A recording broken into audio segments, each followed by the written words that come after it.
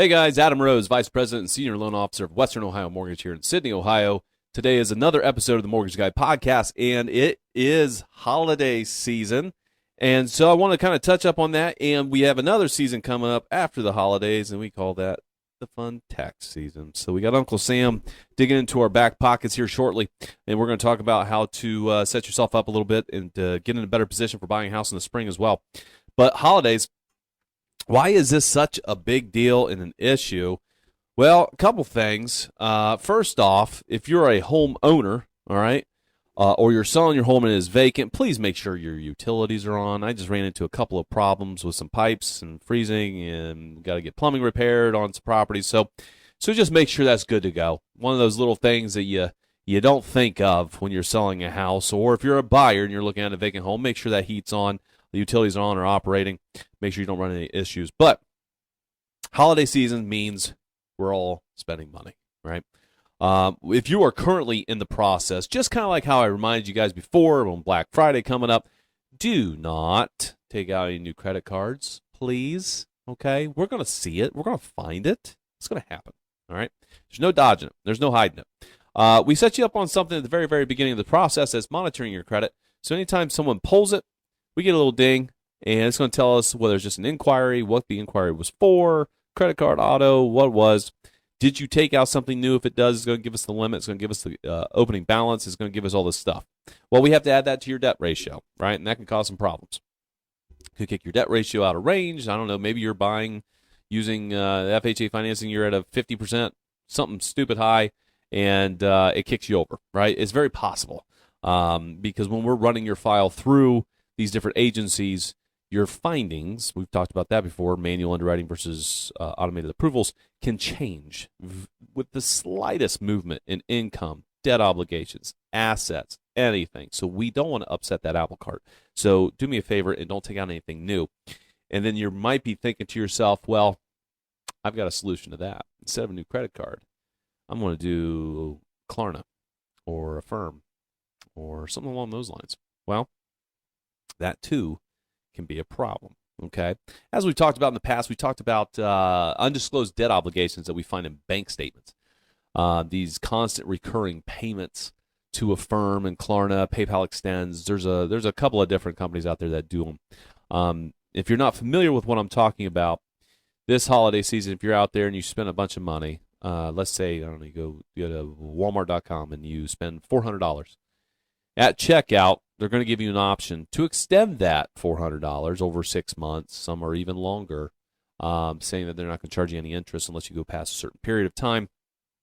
And sounds good, right? I mean, we can break that $400 over 6 months, make it a little bit more feasible for us. And the problem is we find it in the bank statements as a recurring payment. We have to add that into your debt ratio. So make sure those Affirms, those Klarnas are all cleaned up before you apply for a mortgage. Or if you're in the middle of the process, don't think that is a way to get around the new credit card debt obligations that I just talked about. All right, just kind of stay away from it, please. That'd be very helpful. Okay, so after we get through the holidays and we get into the new year, the worst time of the year is around us, and that is tax season. So there's a couple of good things, a couple of bad things, right? Bad things are self-employed borrowers filing taxes, owing taxes. You know, do you owe, Uncle Sam? What's the situation?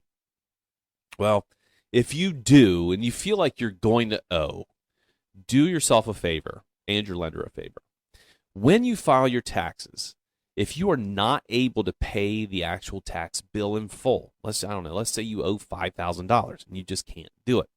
Instead of just filing your taxes and ignoring it, okay, on your tax filing, if you use a CPA, whoever, or even if you do it on TurboTax, I think there's an option. Make sure at the very end that you submit the application for a payment agreement, okay? I'm not overly confident on all the rules associated with that in regards to how much they'll accept.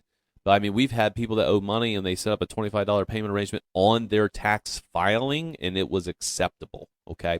So it's $50 a month, $100 a month, whatever it is. But if you can't handle the full tax bill, and we get your tax and wage or your tax transfers back from the IRS and it shows that you owe X, or we get a copy of your tax filing, your 1040, and we show that you owe $5,000, we're going to ask you, hey, did you pay this tax bill? If you say no, we got to do something with it. We either got to pay it or we have to have an acceptable payment arrangement with the IRS. So make it easier on yourself and just do it on the filing. Do it on the filing, okay? Save you a lot of time, a lot of headache. So let's get through that. But yeah, so tax season, a lot of people are extremely excited for it. People have a lot of kids, right? You might get a decent refund back, and this is a perfect time to start shopping for a home. There's your down payment, okay? But let's say you're not going to use it for a down payment. You have other things that you want to do with that money. I'm not saying go spend it. What I'm saying is you can make, if you are shopping for a home, you can make your offer look more attractive, right? Whether you're putting more money down, whether you want to give earnest money, whether you have the ability to cover your own closing cost expense to make your offer look more attractive versus other offers that are going in on the property. You could pay off debt, right? Wow, what a novel idea. Let's pay down some debt instead of just adding and adding and adding. Let's pay it down. That might help affordability, okay? Like we've talked about before, there's two ratios when we're qualifying you on your debt ratio. There's the housing ratio, which is very hard to change. The only way you're going to change it is you're buying less house or more house, whatever, right? Less or more house, or you're making more income or less income, whatever. So that's the only thing that's changing the housing ratio. But let's say we don't have a housing ratio issue and we just have a total debt ratio issue. By paying off a small auto loan that has a $4,000 or $5,000 remaining balance, but it's a $300 payment, that can unload a significant amount of debt and disposable income and help you qualify for a lot more house. So if that's something that you're facing, we need to look at that. So what I would tell you before you start filing your taxes this year is think about, if you are going to be jumping in the market, what are you planning on doing with that money? Are we going to sit it we're not going to sit in the safe. Don't do that, okay? We're going to sit in a bank account, let it grow while we shop for a home and let it accumulate. Is it going to be a rainy day fund? What are we going to do with it? Have a plan associated, because a lot of people get this tax refund and they immediately just want to go spend it, right? Try to refrain from doing that if you can, all right? But that's what I got, just some tips there. You can use it for in a lot of different ways to help your buying power and your negotiations on homes, all right, to make your offer look a little bit more attractive so you can get in a home next spring, okay? That's it for this episode, guys. Just a couple of tips and tricks on holiday season and tax season. Remember to subscribe on YouTube. Check us out on Apple Podcasts and Spotify, and we'll catch you all next week.